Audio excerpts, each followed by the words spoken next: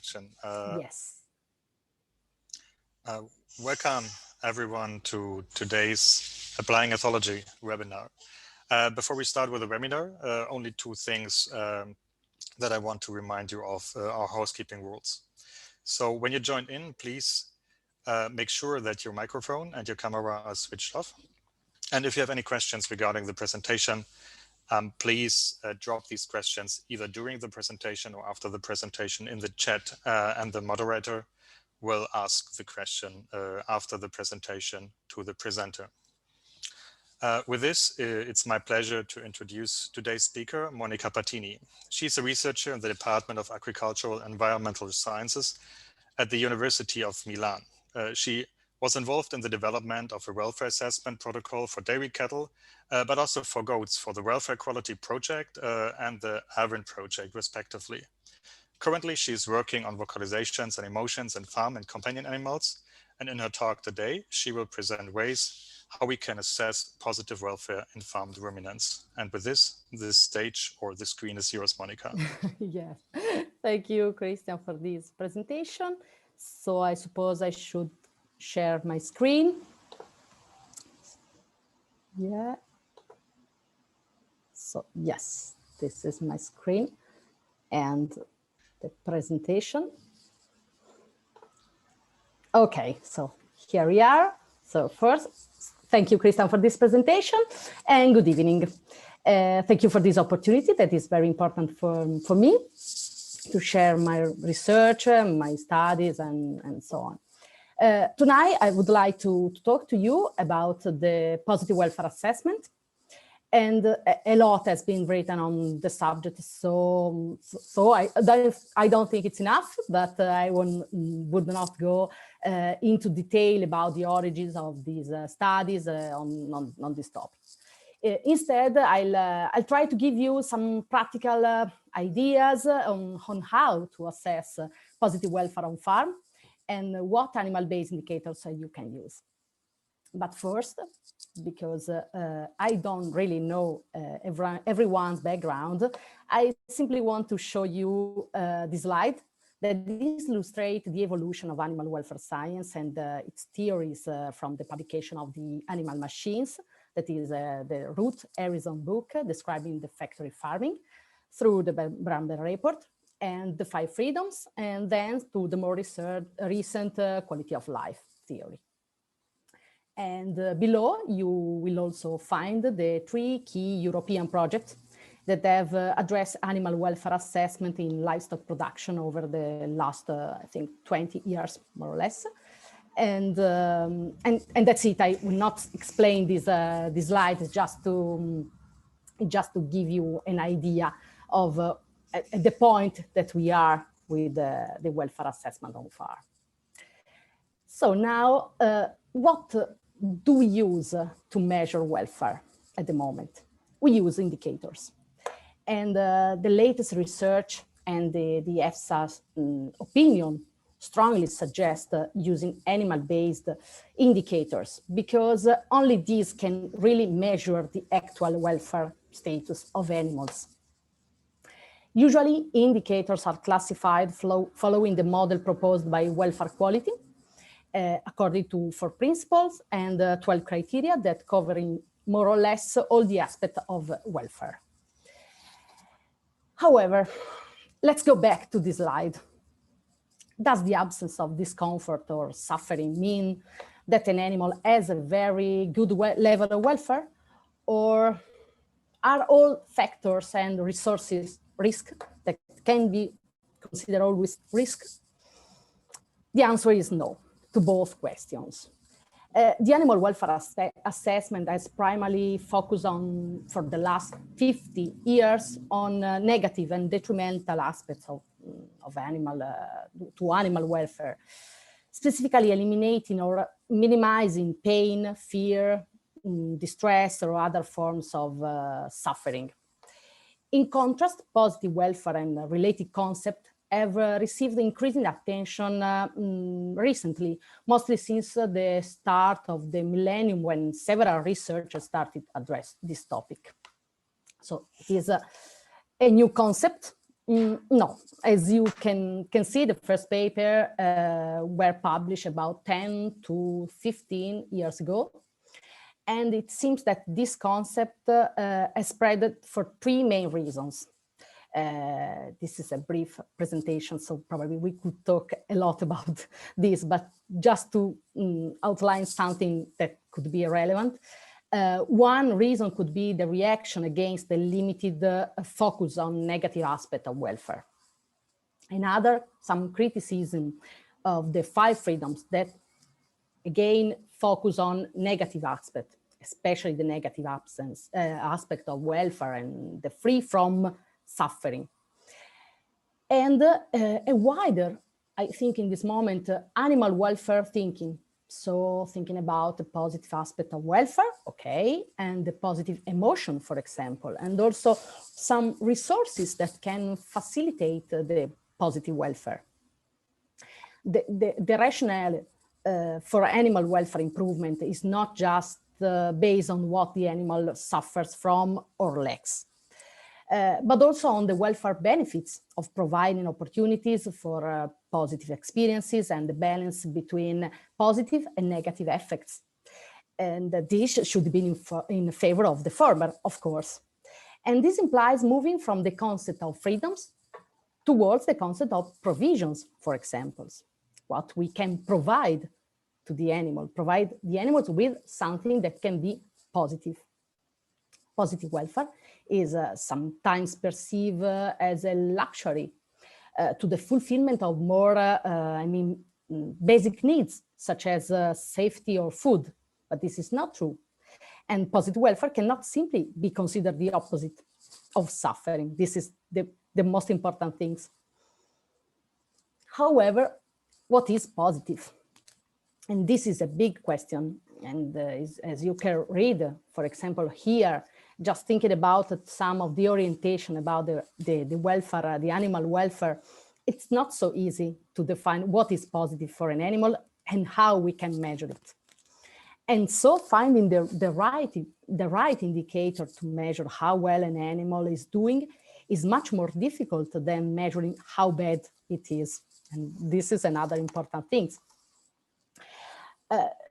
Now I will try to present some animal-based indicators that seem most promising for the on-farm welfare assessment of ruminants.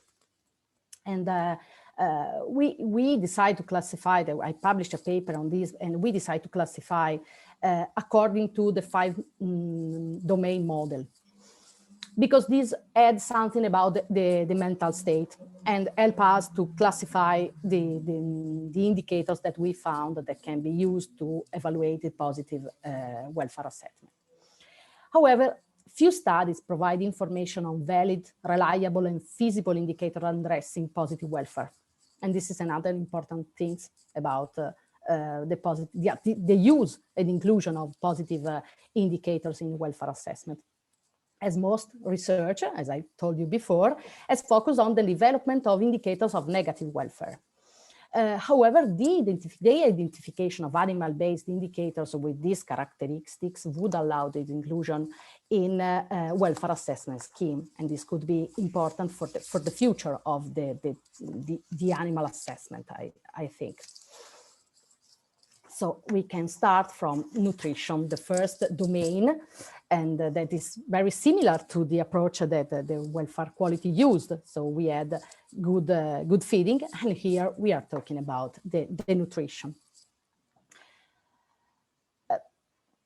Here we have some possible indicators that can be used and some possible positive effects.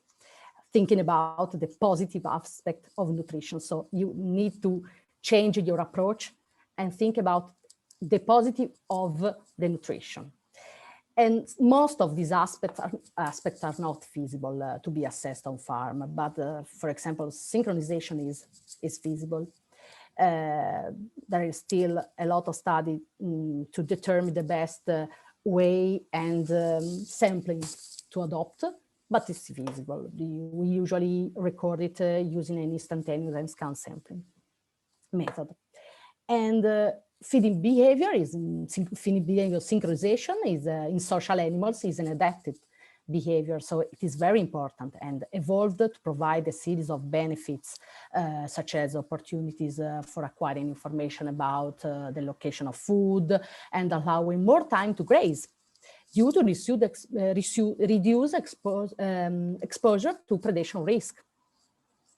In general, more than 80% of animals feeding together is considered an acceptable value. But this could change, and this depends on the way we collect, depending on the time of the assessment. For example, ruminants are more synchronized during the morning and the evening, and less during the day. So this should be taken into account when collecting this indicator. Then we change the domain and the aspect of positive welfare, and we switch to the environment. In ruminants, resting, for example, is a high priority. As you can see here, there's a lot of things that can be mentioned, but the most important probably are environmental enrichment, comfort, and all the things that are connected to the resting period. And this because in ruminant, resting is a high priority. And it is an elastic behavioral need. So I will show you some examples. So indicators that collect the way and the time, the amount of time animals rest or line is very important. And it's so important for ruminants because they are ruminants. And so they need to rest, to sleep, and also to ruminate. And this is very important and depends on a lot of aspects. Depends on comfort, on the quantity and quality of litter, and so on. However, and also important things that we'll see, the size of cubicles, for example, for cows. However, it's also important to say that line time may be increased when animals are unwell or sick or lame, for example. So alone, line time cannot be considered an indicator of positive welfare alone. Here, I will show you some examples, and we have a lot of environmental enrichment, for example, for goats. So the way you can improve and provide an animal with changing of the environment, and so maybe provide them with some positive, the possibility to express some positive emotion, to have a life with a lot of experience to perform. And so, for example, the environmental enrichment is fundamental to animals. And for goats, we have a lot of enrichment. We also have a lot of cow. We couldn't find a lot for sheep, but I'm sure that there are a lot of other environmental enrichment for sheep, but maybe we should also, we need to collect and to register the way we can improve the environment for sheep. But for goats, we have, for example, a lot of enrichment that can improve the environment, but also some that can improve the nutrition. For example, the bipedal stance when browsing. It's an improvement of the environment, but it's also something that is part of the natural behavior of goats that usually stand on the legs to browse. And also the behavior, for example, to chew branches or climbing. You can see here a lot of enrichment about rocks or branches and so on. We also have other indicators related to comfort and resting. And for example, we here have the preference. And the preference, for example, for goats is to rest against the wall. And this is a part of an anti-predatory strategy. But of course, this is possible only if the space is enough. And if space against the wall is not enough, they sleep, they rest, they ruminate in the middle of the pen.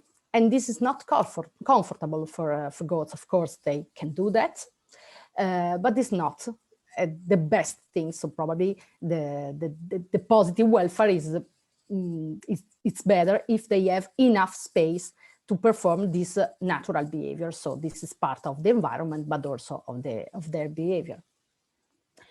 And about cows, this is very important because cows also have some preferences when resting, for example, and these are the posture. I will show you the posture that cows prefer. Of course, this can be difficult to achieve, for example, in cubicles, if cubicles are not big enough or big in the right way, because we also know that a too small or too large cubicles can have can lead to some problem to cows.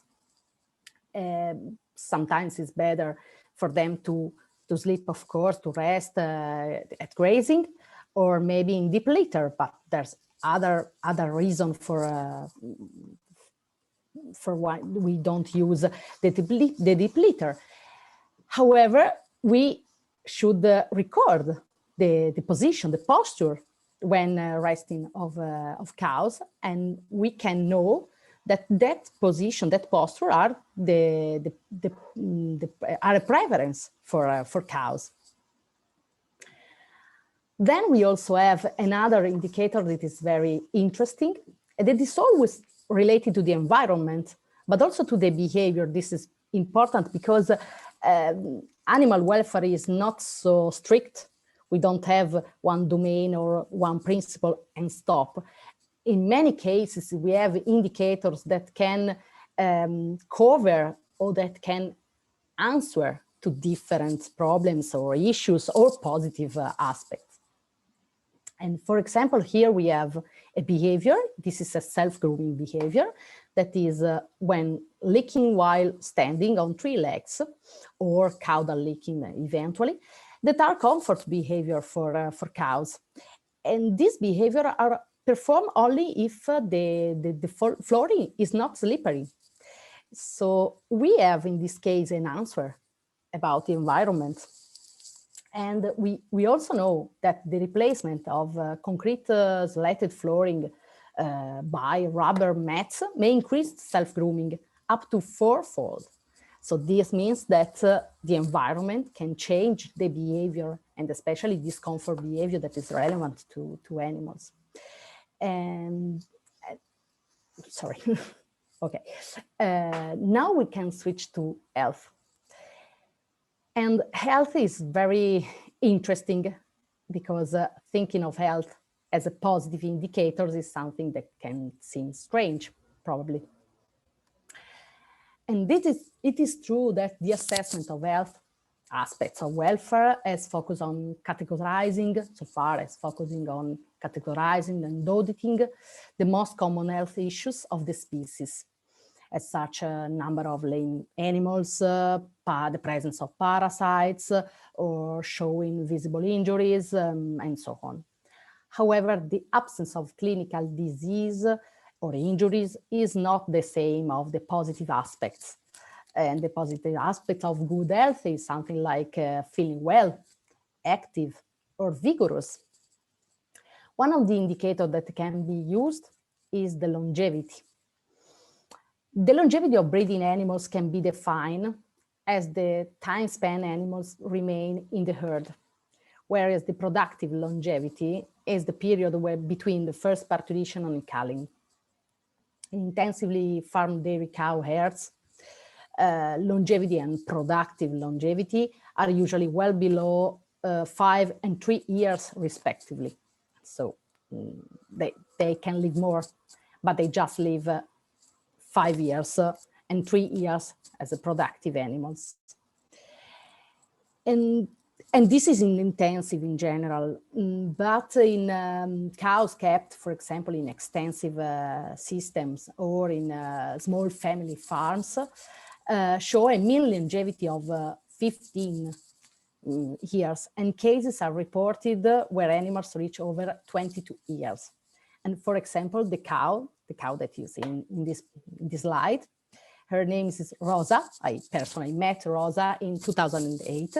She probably is not here anymore, but she was 20 and she was perfect. In this picture, maybe you can see there's a lot of flies around, but she was perfectly healthy and as well productive. And this, of course, was a small scale farming, and all the cows were quite old. She was the oldest one. However, about longevity, we can also say that there are some concern about quality of life. That is a recent concept about the animal welfare, where the life can be defined from, can go from a life that is worth living, a good life, or a life that is not worth living. So maybe sometimes a longer life, but spent in pain, but not reaching the level to need to be culled, maybe can be a serious concern about animal welfare. And sometimes it is not a good life, and sometimes there's also a life that is not worth living. So longevity can also be, so longevity sometimes can also be a problem when defined. Then we can move to behavior. And there is a lot of behavior that can be recorded, even if are quite difficult to record on farm, because they are time consuming. In general, positive indicators, because since it is a recent research, are quite difficult and longer to collect. However, the positive welfare may be evident when animals are able to express active and positive engagement with the environment and in their interaction with other animals, resulting in exploration, foraging, bonding with other animals, or maybe also human, affiliative social contacts, and positive parent-offspring interaction. One of these indicators that can be recorded is play, for example. Play is known to be self-rewarding and may be included in the behavioral repertoire of adults, albeit at a lower frequency than juveniles of the same species. Deprivation of play induced growth in dairy calves. And so we understand how important it is, especially for young animals. However, it is very important to underline that play can also have a rebound effect that is observed maybe when condition improved. There's a famous and common example about this, that is when the play expressed by cow when they are released after a period in indoor systems. They, of course, play a lot, but this kind of play is more a relief from a previous poor condition rather than a positive indicator. So when assessing play, this is an important consideration to remember. Other indicators that can be included in this domain are, for example, the allogrooming. The allogrooming has been widely documented in adult and young cattle, whereas, for example, in sheep and goats is mainly expressed by mothers to newborn animals. So it is a little bit different from depending on species. Allogrooming is not thought to be related to dominance, for example, dominance hierarchies, but is thought to be an expression of close relationship. And it's very important for the formation of and maintaining of social bonds in a herd. In general, the animals that receive the allogrooming show a reduced heart rates and half-closed eyes that we'll see later, the meaning of these half-closed eyes. Last, we are just talking about some of the valid and more feasible indicators, even if some are not so feasible. Last, but not really last, because we also have other indicators, but in this presentation, I will show you another, that is the human-animal relationship. And we know that the quantity and the quality of human-animal relationship may have an important role and impact on behavior, welfare, and also productivity of animals. And so the positive interaction can be, for example, talking to the animals in a quiet way, or petting or touching, and these elicit a positive affective state. This is a very important indicators. It is absolutely not new. We have a lot of tests that can be used. Some are better, for example, for cow, that, for example, the avoidance distance test is good for cow and can be performed inside the pen or outside the pen at the feeding rack. But for example, when we talk about beef cattle, we don't enter the pen, but we conduct the test from outside, from the outside of the feeding rack. And for goats, for example, this test is not very, it's not valid. It's not very feasible because goats are used to human for milking, especially dairy goats, as well as cow. But the difference is that they are not used to people that enter the pen in the same way the farmers do in cow herd, because they are used to enter to clean the pen, the flooring. There's a lot of mechanical other stuff that move in the earth, and this doesn't happen in goat farm. So goats are not used to human that moves inside the pen. So the avoidance distance test cannot work very well with goats, but can the latency to first contact test. So the observer that stand still and wait for the goats to approach. This gave us better results, and that's important because the indicator you want to assess is the same. The measure you want to know is the same, but the indicator is not the same because this depends on species.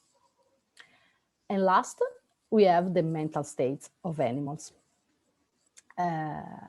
There's a variety of indicators identified to measure the affective states of animals that range from body posture, facial expression, and vocalization, just to say some of them.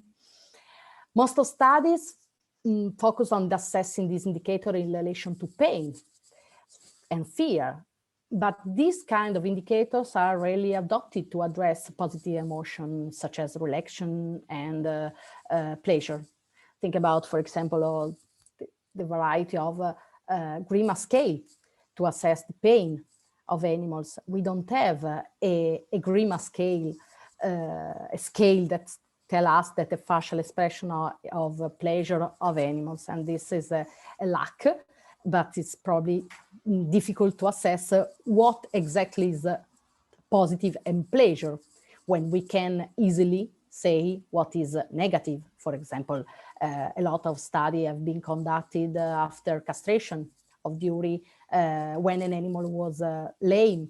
So the negative is easier to understand. The positive is more difficult. So I hope we will have some indicators to assess also the pleasure, but in facial expression to assess the pleasure, but at the moment we don't have. So we can just separate the face of an animal and study some part of them. Of course, put together, they work better. So we have, for example, behavioral studies and the physiological basis of changes of visible eye white and then the eye aperture suggests that this indicator may reflect emotional experience in cow and sheep, for example.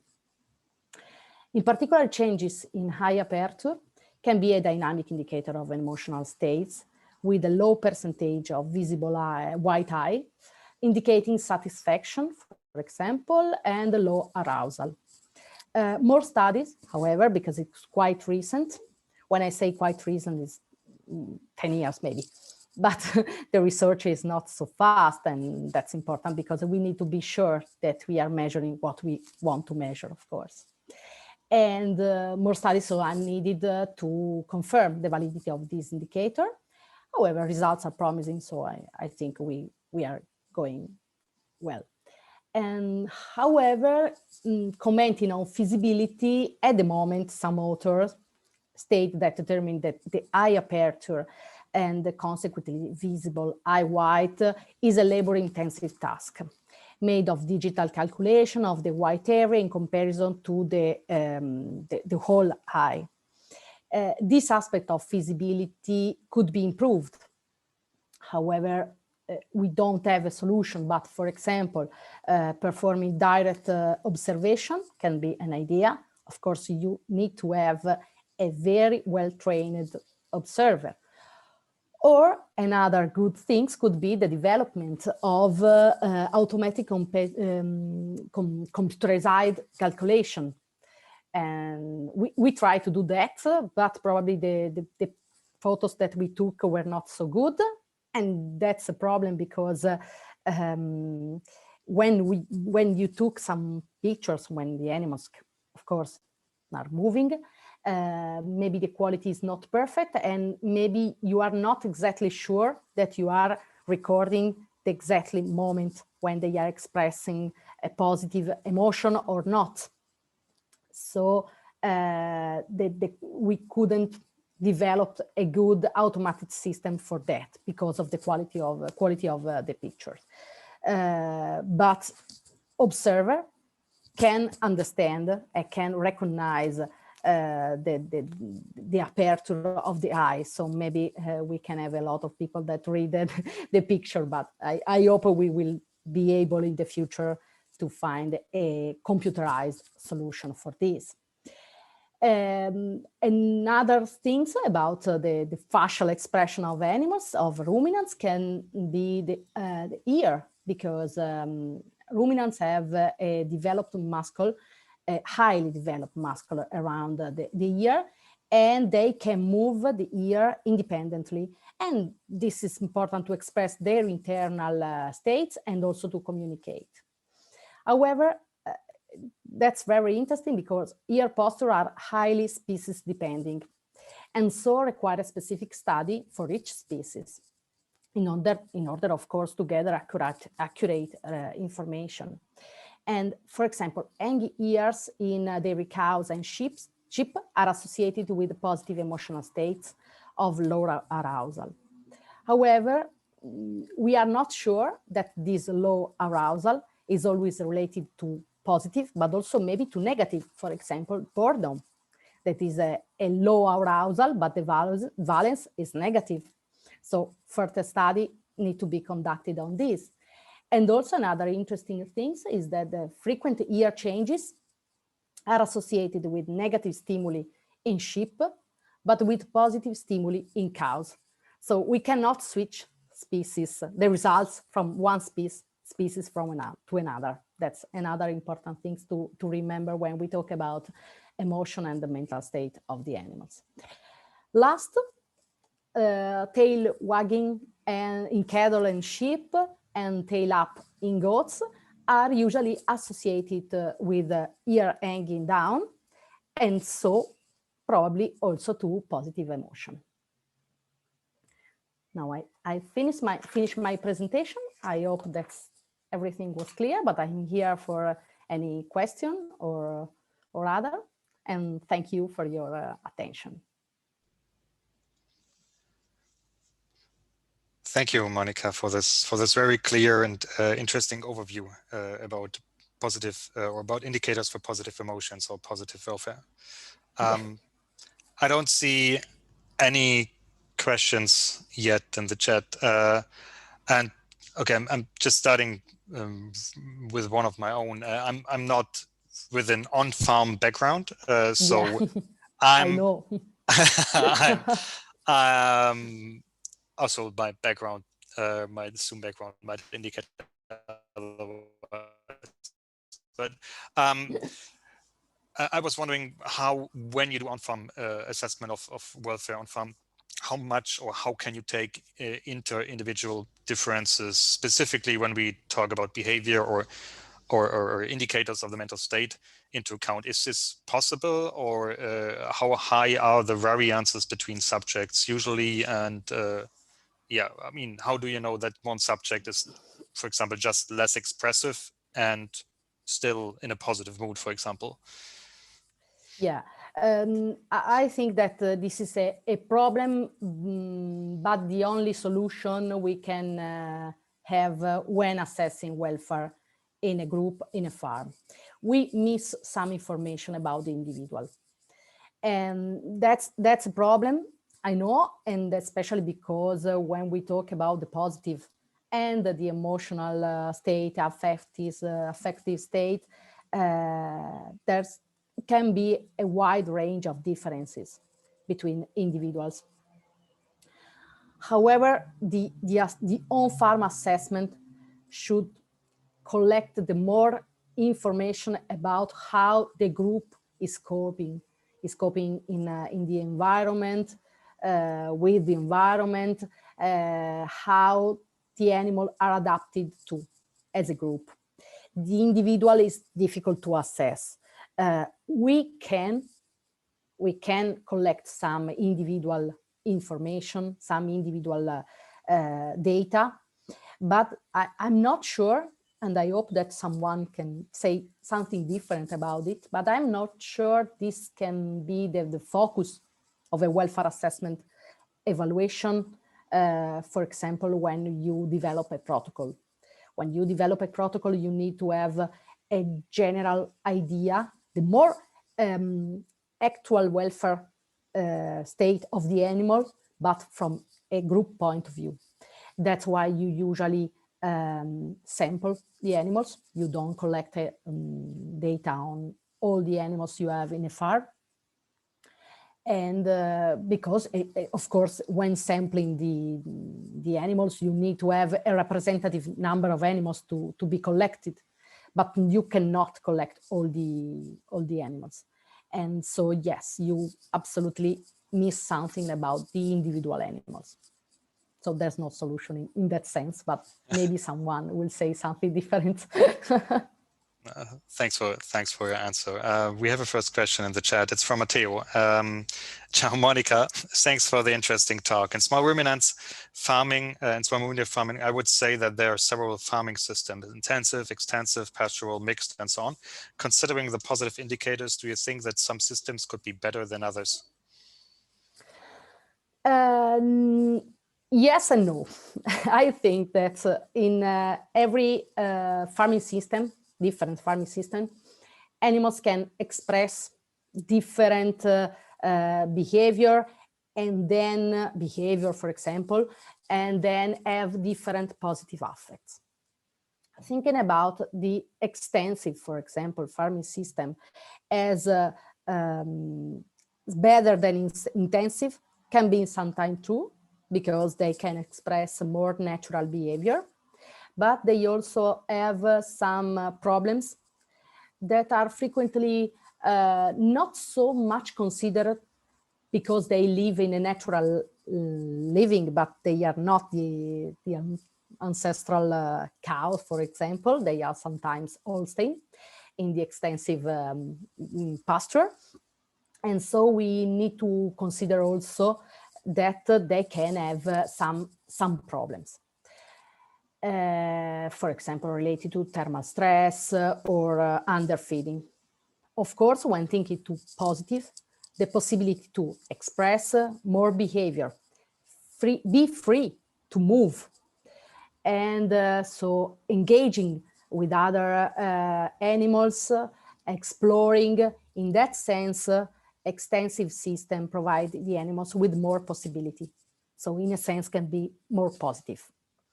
But when I talk about the assessment of positive welfare, I think about the inclusion of positive indicators in a welfare assessment protocol that also include negative indicators, the one that we are using so far. because we cannot just assess the positive, we also need to assess the negative. So maybe yes, some of these battery system can provide more opportunities, but there's always something that can be considered, can be negative and positive as well. Yeah, thank you for your answer. Matteo, if you have any follow-up, feel free to drop it in the chat. Heather has another question. Thanks for your presentation. Of all these measures, which would you recommend for measuring positive effect on farms? And of the body postures, ear, eye, tail position in particular, is there one that is a better indicator than the others? I would recommend a set of indicators, not just an indicator, because this is what we need to have a better view of the welfare state of animals. I think that some of these indicators, some of the indicators that I mentioned are already quite feasible and can be used. For example, the behavioral synchronization, behavioral means the feeding synchronization, resting synchronization are valid and also quite feasible. I would suggest, we didn't talk about this, but I would also suggest probably the QBA, because it's quite, it's not time consuming, even if it requires a lot of training to the observer. And I would also, I would suggest to collect some data from the longevity of the animals, but with the things that I mentioned before. I would suggest something absolutely about the body posture. I think that the most promising probably are ear and eye. The tail is not studied a lot. I think that could be interesting when the animals are in milking, but it's probably not a positive indicator in the end. And so I would suggest to use both ear and eye. And this because probably I mean, of course, there are many aperture you can consider if you think about the positive, the half closed or closed eyes, or so the lowest part of the visible eye white. Probably the eye says something about the arousal, but not the valence probably. So we need to combine with the ear to be more sure, because we are not sure exactly, because there are still a lot of study that people are conducting about this, but probably combining ear and eye, the answer can be better. And I think that these two indicators can be easily used, for example, when the animals are at the feeding rack, and can give us some interesting answer about the preference for food, for specific food.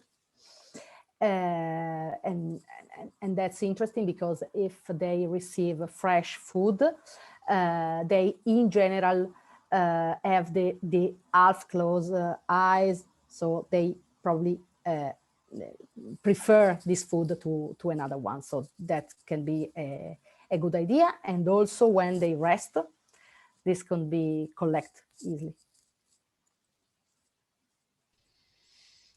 Thanks again for the answer.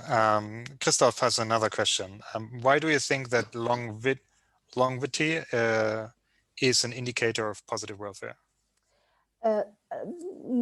Some authors suggest the inclusion of longevity, not exactly like a positive indicators itself, but to say something about the management of the animals. The idea is more related to the way a farm is conducted.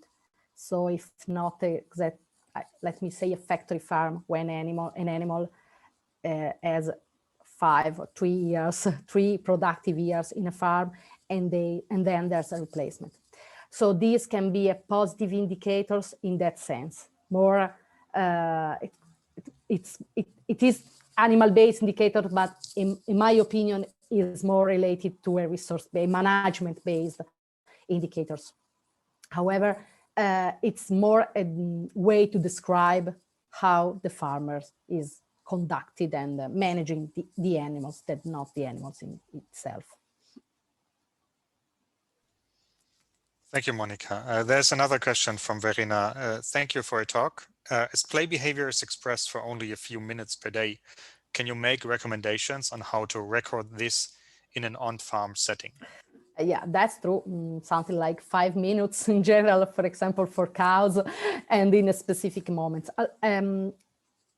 I have no solution about play behavior because it's very difficult to collect. And that's probably why we are not using and including in many protocols. I think that I think that there are two solutions, in my opinion. One could be to have a time budget of animals in a farm and understand when more or less they perform this behavior. The other one would probably help on something like precision livestock farming with automatic recording that can record some behavior. But at the moment, to be honest, it's not absolutely feasible to be included in a protocol because of this. Yes, because of this, because it's difficult to record. So probably studies would be necessary to find a sampling strategy to collect play. Thanks again for the answer, Monica. There are no more questions yet in the chat. If you have further questions for Monica, you can, I think, just drop her an email for any question regarding a talk. I thank you for listening, and of course, I thank Monica for presenting today this very interesting overview on the assessment of positive welfare. So we are closing now this webinar, and we hope to see many of you again on our next webinar, which will be on May 17th. So we will have a quick break of webinars in between, and we'll see you next month.